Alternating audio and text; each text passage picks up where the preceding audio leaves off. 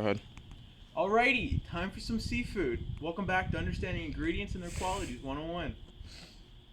Well, while I fish for my dinner, I think we should talk about some of the heavier stuff.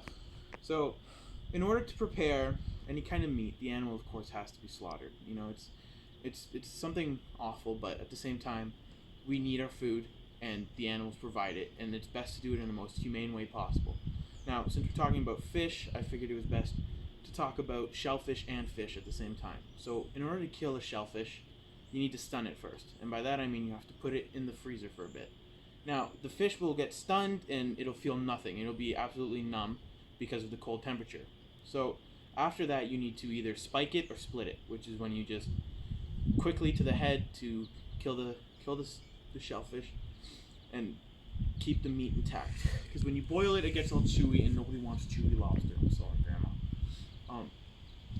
Now, I know it seems harsh, but for fish, it's the same way. You take the fish, you catch it, put it in the freezer to numb it, and then you have to spike it. Now, with fish, it's a little different because they use something called EKG. So what it is it's when they use a knife to instantly,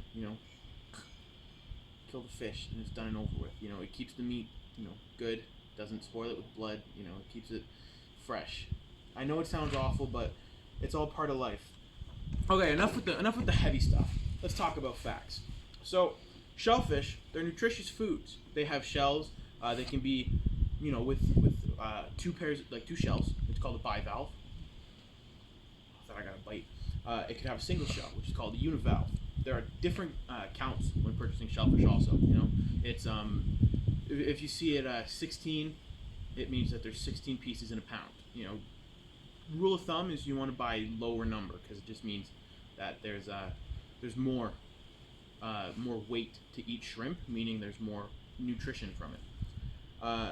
Now, to store the shellfish, you need to refrigerate all the product as soon as you get it. It needs to be below 4 degrees Celsius at all times. If it's not, it'll spoil right away.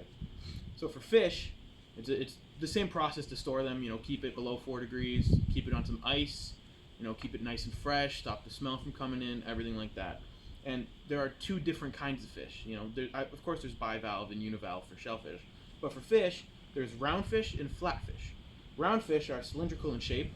They come in two fillets. There's salmon, trout, snapper, cod, and tuna. And then flatfish are lean and have a firm, delicate flesh texture. They come in like 2 to 4 fillets. There's flounder, sole, halibut, and turbot.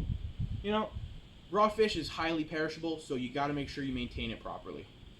Because if you don't, customers aren't happy and the food's not fresh, which is gross. So when you're storing fish, you got to keep it all in a nice drip tray to stop any dripping. Keep the ice on top of the drip tray. Keep it nice and clean. I got a bite.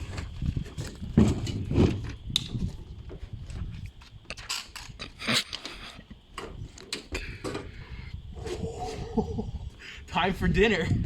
See you next time on Understanding Ingredients and Quality.